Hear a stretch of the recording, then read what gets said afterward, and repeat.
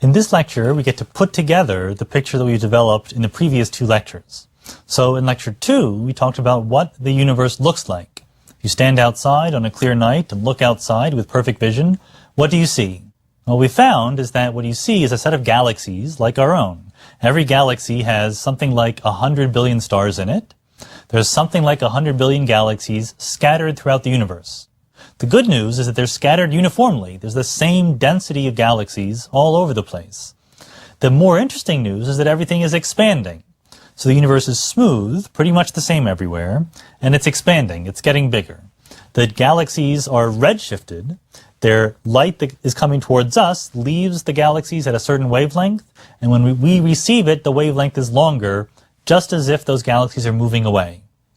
In the third lecture, in the previous one to this one, we discussed Einstein's theories of special relativity and general relativity, his theories of space and time. In particular, general relativity was the lesson that what we perceive as gravity is a manifestation of the curvature of space and time.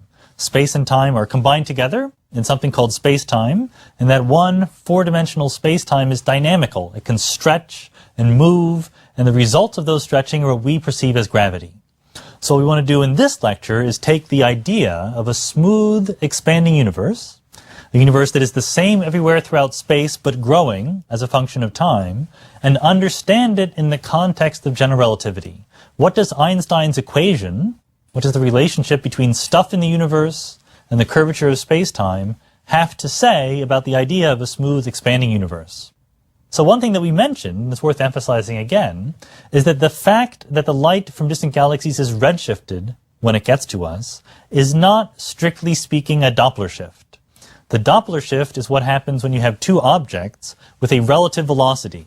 One object is moving toward the other one, and when it emits something, whether it's a sound wave or a light wave, that something has its wavelength squeezed, and you observe it as a shorter wavelength thing, either a higher frequency sound or a bluer ray of light. If it's moving away from you, the wavelength would be stretched. That's the Doppler effect. A very similar thing happens according to general relativity, but it's not the Doppler effect. It's not that this thing is moving toward you or away from you. It's that the space itself is expanding in between. That is the origin of the cosmological redshift. It's that the space-time itself is dynamical. So the amount of space is getting bigger, and we're going to try to understand that in a slightly more quantitative way. So talking about quantitative ways, we'd like to ask, how big is the universe? Is that a question that makes sense? And the answer is we don't know. We don't know both how big the universe is or whether the question makes sense. What we know is that we don't see any boundary to the universe. Because in Einstein's universe, space and time are dynamical, we can imagine different shapes that space could take. In Newton's universe, it was kind of obvious that if you went out in space, it would just go on forever and ever. Space just extended in infinite directions. On the other hand, in Einstein's universe, things can be curved. If things can be curved, they can be curved in on themselves. So we could certainly imagine a finite universe, a universe that had the shape of a sphere, for example. But what we see when we look out into the universe is we do not see the back of our heads. We do not see any evidence directly that the universe that we observe is finite in size. So that doesn't mean that it's not finite in size. It's just that we don't see any wrapping around or any edge to the universe. But it's not a complete surprise. We only see a finite part of whatever universe there is. That's for two very simple reasons. The first reason is the universe has a finite age, at least since the Big Bang. For reasons that we'll talk about later, the time between now and the Big Bang is fairly well determined to be about 14 billion years. Our best guess right now is something like 13.7 billion years. But it's not a guess, it's something that the data are telling us is true. So 13.7 billion years old, but remember that light travels at a finite speed. 1 light year per year is the best way of thinking about what the speed of light is. So if light travels at a finite speed, and the universe has a finite age, light has only been able to travel a finite distance between now and the Big Bang. So even if the universe were infinite, even if it did go forever, we couldn't see all of it. We can only see a certain patch, the patch from which light can get to us in less than 14 billion years. So we don't know the size of the universe. It could be infinite or it could be finite. But we nevertheless talk about the universe expanding. So how does that make sense? If you don't know how big something is, how do you know it's expanding? What we know is the relative size of the universe. By this we really mean the relative distance between different things in the universe. So just take two galaxies, and we know that they're moving away from each other.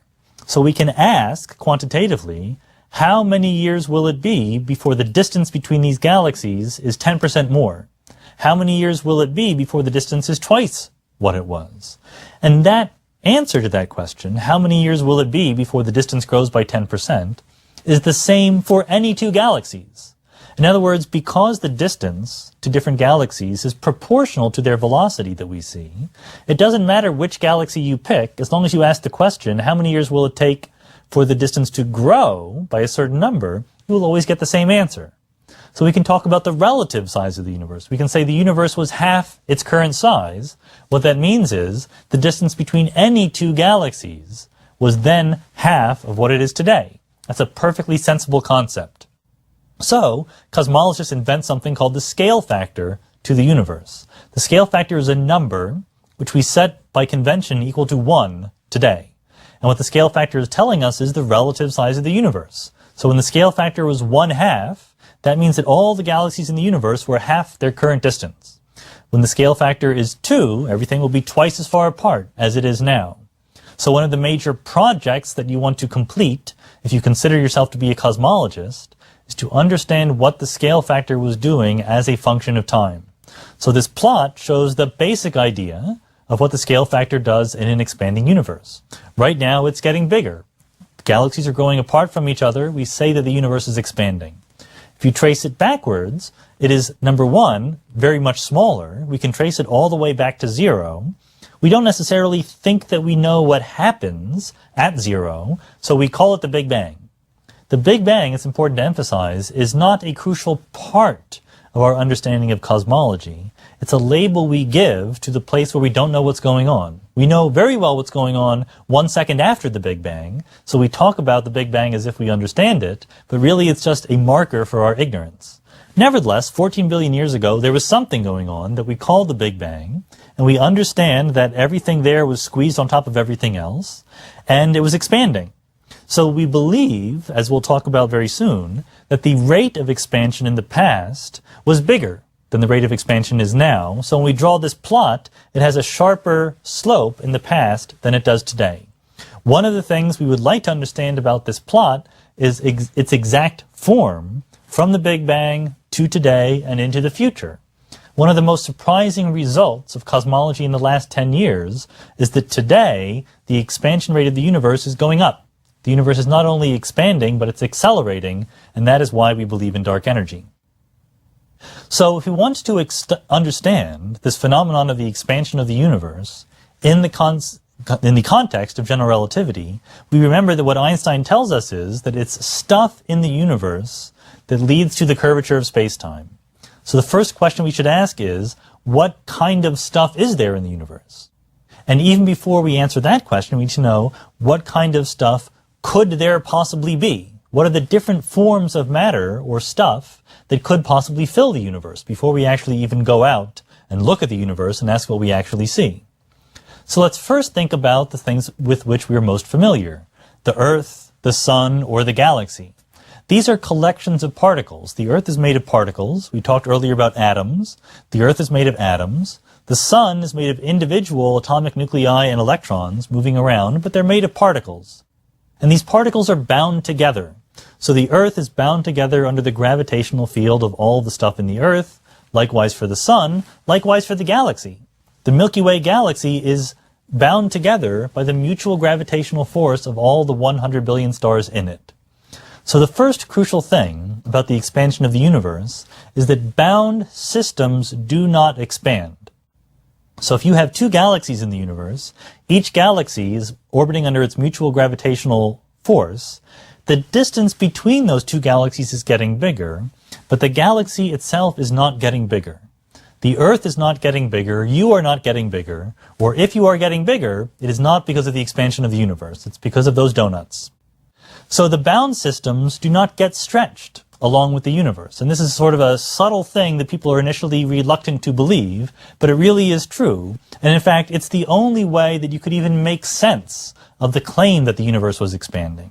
If everything in the universe, including people and atoms, expanded along with space, that would be exactly the same as nothing expanding. We only measure the distances between two objects in terms of the size of something else.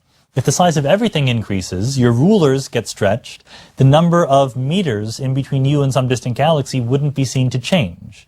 When we say that space is expanding, what we mean is the number of atoms that it would take to stretch from you to a distant galaxy is getting bigger.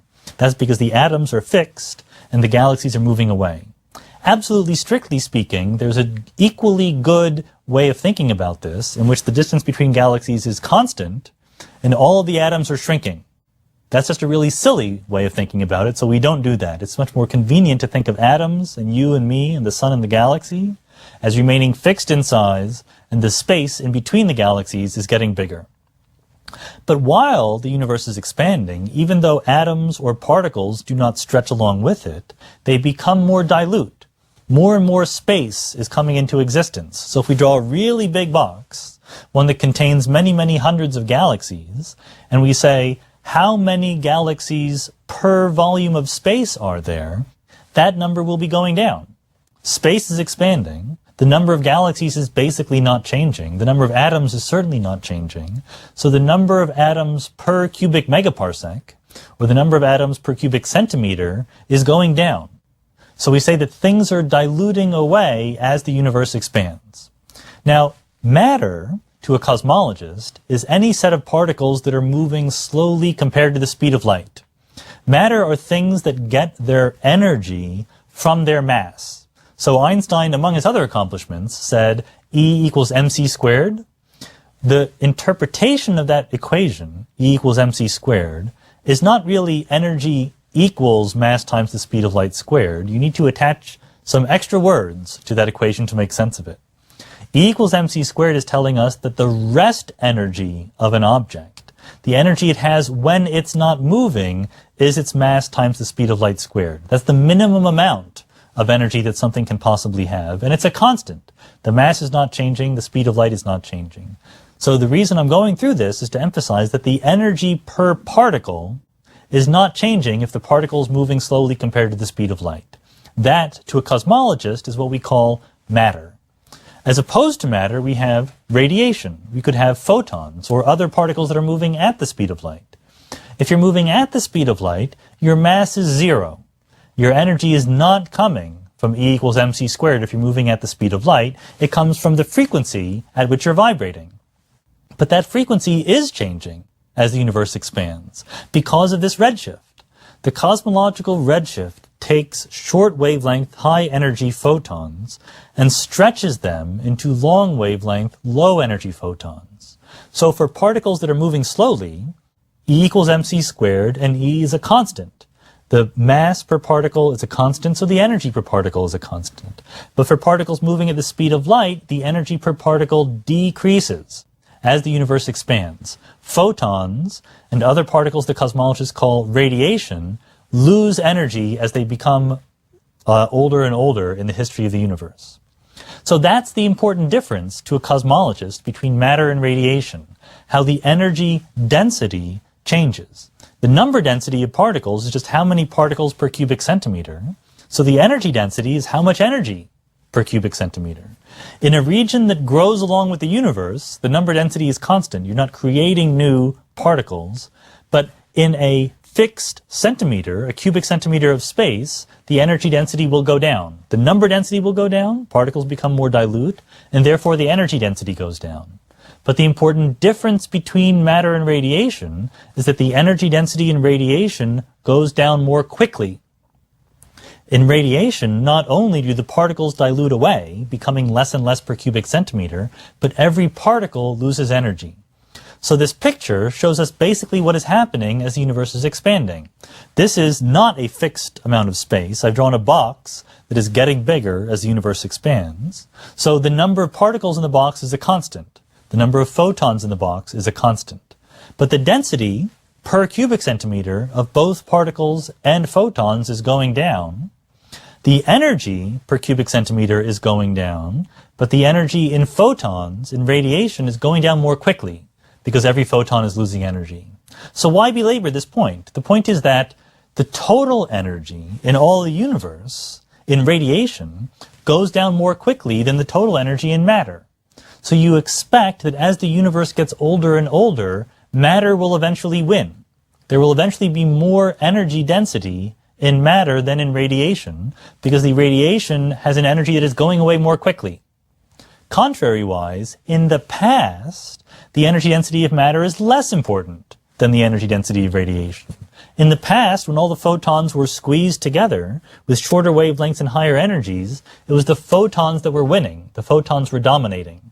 So a cosmologist will say that in the past, the universe was radiation dominated. It was the radiation that was important for the expansion of the universe. After that, it became matter dominated. So if you didn't know anything about the universe, if you didn't look out at the universe and discover the dark energy, if you pretended you were a cosmologist or an astronomer from 20 years ago, you would say that the things that could possibly be in the universe are either matter or radiation. It seems like those are the only possibilities. Particles that are moving slowly compared to the speed of light, and particles that are moving fast compared to the speed of light, that is to say, at the speed of light or only slightly less. Then what we want to do is put that idea to work. Understand in the context of general relativity how matter and radiation create the curvature of space-time. So in general, if you weren't in a simple context like the expanding universe, the concept of the curvature of space-time can be arbitrarily complicated. Space can be curved in all sorts of different ways. Just imagine a simple two-dimensional sheet of paper. Imagine all the different ways you can crumple it and bend it and twist it. A four-dimensional space-time can be crumpled and bent and twisted in correspondingly many more ways. So space-time curvature can be very complicated. But luckily for us, the universe is a simple place. So for the next couple lectures, what we're going to be doing is ignoring the fact that there are lumps in the universe. Well, for this lecture anyway, we'll be ignoring that there are lumps. We'll be approximating the universe as perfectly smooth, imagining that all over the place you have exactly the same density of stuff. Then, in that very nice circumstance, the curvature of space-time becomes very simple. There are only two different forms which the curvature of space-time can take. One is the expansion of space itself. The very fact that space is getting bigger adds a component to the curvature of space-time. One way in which space-time can be curved is that space gets bigger as a function of time. That's one way. The other way is that even without expansion, space can be curved all by itself. So forgetting about the fact that the universe is getting bigger, just looking at the universe at one instant of time, you have a three-dimensional space, and you can say, is that three-dimensional space flat or is it curved? What kind of curvature does it have? And there are different possibilities. So let's start with that possibility. Let's start with the curvature of space before adding in the expansion of the universe. So now we get to forget about time. We get to think about three-dimensional space and ask, is it flat or is it curved? So what does that mean? A flat geometry to space means that Euclid was right. Our good old high school geometry that you get by drawing things on this tabletop, which is perfectly flat, has certain rules. For example, if you draw a triangle in space, you add up the angles, the three angles inside the triangle, there's a rule that says you will get 180 degrees every time. That is actually not a hard and fast law of nature. That is a feature of a particular kind of geometry, which we call flat. It turns out to be true on this tabletop, but if you're a geometer, if you're professional, you imagine other possibilities. For a long time, people tried to prove that it needed to be the case, that the angles inside a triangle would have to add up to 180. Eventually they gave up because they realized it wasn't true that it had to add up to 180. There were other possibilities. So, we can imagine that space itself is curved. The good news is that space is the same everywhere. So the curvature of space is just a number. It's a number that changes as a function of time, but right now we're looking at the universe at one moment in time, and we say space is either positively curved, negatively curved, or zero curvature, that is to say flat. There's only three possibilities. So this picture shows you those three possibilities. These three possibilities are demonstrating the operational difference between space being flat, positively curved, and negatively curved. If you're in a positively curved space, you draw a big triangle. It's like drawing a triangle on the surface of a sphere. And you can do that. You can do that at home. You can add up those angles inside. Every triangle you draw on the surface of a sphere will have the property that the angles inside add up to greater than 180 degrees. The precise number of degrees they add up to will depend on the size of the triangle you draw. In a limit, when you go to a very tiny triangle, you'll come close to 180. As the triangles become bigger and bigger, it'll get bigger and bigger angles inside. So you could do that. You could do that to the universe and ask what its curvature was. You could even get that the angles inside added up to a number less than 180 degrees. In that case, we would call it negative curvature. And instead of living on the surface of a sphere, it would be like living on the surface of a saddle, something that bent in different directions in different regions. So this is something that we can go out there and test. The first person to actually think about these possibilities in a systematic way was Carl Gauss, a 19th century mathematician, and in fact he went out there and tested it. He drew a big triangle in the mountains near Hanover, and he measured the angles inside. He got 180 degrees up to his experimental error. It's an interesting thought experiment to ask if he had better precision instruments, would he have invented general relativity? Probably not is the answer, but he was a smart cookie, so you never know. So, that is the possible scenarios for the curvature of space. Space could be flat. Euclid could be right.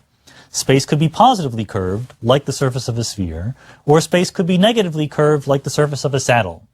The curvature of space is one of the two contributions to the curvature of space-time in a smooth expanding universe. The other contribution is just the expansion of the universe. So, Einstein says that the curvature of space-time is being driven by the stuff that is in the universe. In other words, there should be some equation that relates the stuff that is in the universe to the curvature of space-time. In other words, the curvature of space and the expansion rate of space. So that equation was in fact derived from Einstein's equation by Alexander Friedmann, who was a Russian cosmologist. He derived this equation, which is the most important equation in cosmology, in 1922. Remember that relativity was only invented, general relativity, in 1915, and there was something else going on at the time called World War I, when general relativity was put together. But soon thereafter, Friedmann, who served in World War I, looked at what general relativity had to say about the expansion of the universe, and he came up with an equation. Sadly, he died in 1925 of typhoid, and it wasn't until 1929 that Edwin Hubble found that the universe is in fact expanding. So here is Friedmann's equation, the most important equation in cosmology. It's what tells us how the expansion of the universe responds to the stuff inside the universe. On the left-hand side, you have again some constants, some numbers, 8, pi, g, and 3. G is Newton's constant of gravity, familiar from Isaac Newton. Rho is the Greek letter rho, is the energy density, the amount of energy in every cubic centimeter of space. It's going to change as the universe expands, but in this approximation where everything is very smooth, it's the same number from place to place all over the universe. So rho, the number of ergs per cubic centimeter, the amount of energy in every little part of the universe, is what drives the curvature of space and time in this way of thinking about things. So, on the right-hand side of the equation, you get two contributions to the curvature of space-time. The first contribution comes from the expansion. The second one comes from the curvature of space. So the expansion of the universe, remember, is measured by the Hubble parameter. Hubble was the one who told us that the number h is the constant of proportionality between the velocity of a distant galaxy and the distance to it. So the bigger h is, the faster the universe is expanding. So the particular way that h enters the curvature of space-time is in the form h squared. I don't have any simple, fun explanation for why it's h squared rather than h cubed.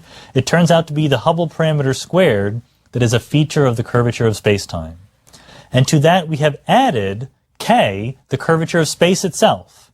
So the Friedmann equation is telling us that if you know the energy density, the number of ergs per cubic centimeter in the universe, and you know the Hubble constant, the rate at which the universe is expanding, then you can predict the curvature of space.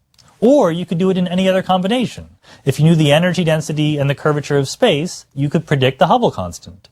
Or best of all, if you could separately measure the Hubble constant and the curvature of space, then you would know what the energy density is going to have to be. This is going to be a crucial ingredient when later on we're going to say that dark matter and dark energy are really 95% of everything that there is. You can say that if ordinary matter is 5% of the universe, and by looking at gravitational fields we find new stuff, we find dark matter, 25%, dark energy, 70%, how do you know there's not something else that is even more, much, much more than there is dark matter and dark energy? This equation provides the answer to that. If you can separately measure the Hubble constant and the curvature of space, you know the total energy density of the universe. You're not leaving anything out. This is a manifestation of the usefulness of general relativity. Everything gives rise to a gravitational field. Everything makes space-time curved. So if you can measure the curvature of space and time, you've found everything. So what we're going to be claiming later on in the lectures is that we have measured the Hubble constant and we have measured the curvature of space, so we do know the energy density. We know how much stuff there is in the universe. And when we add up ordinary matter, and dark energy, we reach that number. There is no room for any more stuff in the universe that we haven't yet found. There could be 1% more here or there. There could be trace things that we don't know, but most of the universe, we claim, we understand what it is. So that's an important accomplishment. More specifically, what you like to do as a working cosmologist, it's nice to think that you have everything. What you want to do is to take this equation, you want to solve it. So remember, what we want to do is to plot out the scale factor as a function of time. In other words, what was the size of the universe at different epochs in cosmological history? So this is the equation that tells us that. If we not only know the value of rho, the value of the energy density, how many ergs are there in every cubic centimeter of space, not only do we know the value of the Hubble parameter and the value of the curvature of space, but if we know how the energy density changes as the universe expands, then we can solve this equation uniquely for the scale factor throughout the history of the universe. I can tell you, if you give me what the energy density is and how it changes, a unique history for how close together things were in the universe as a function of time. So at different points later on in the lectures, we'll be saying things like, when the universe was 1/1000th its current size, which is 400,000 years after the Big Bang. How do I know when the universe was a certain size, what time it was in the age of the universe? This is how I know. I plug into this equation and it tells me how big the universe is as a function of how old the universe is, which is the crucial question for cosmology. So this is the game that we're going to play for the rest of these sets of lectures. We're going to determine what is in the universe. What is the universe made of? Ordinary matter, and dark energy will be the answers. Remember, in the past, the universe was radiation dominated. Radiation today is very unimportant, so we even have to keep careful track of the radiation in today's universe because it used to be important in the past. Then we will use this equation, the Friedmann equation, to extrapolate from our current conditions back to the earliest times in the history of the universe. With that extrapolation, we will make predictions. And then we will test these predictions against stuff we observe today. It is never the case in this whole procedure that we say things like, well, it was Einstein who came up with this equation, it must be right. We're always trying to test these ideas. So we have an equation, it seems to work pretty well. How well do we test it? How well do we have empirical data that says this equation must be right? So as we will see in a few lectures, we can trace this equation, the Friedmann equation, back to when the universe was only a few seconds old after the Big Bang. We can use that extrapolation to make predictions about what the universe looks like right now. Those predictions will turn out to be true. This equation, the Friedmann equation, and Einstein's equation on which it is based, are, at least to a very, very good approximation, telling us something true about how the universe behaves. In lectures to come, we'll put that truth to use to see how the universe has evolved.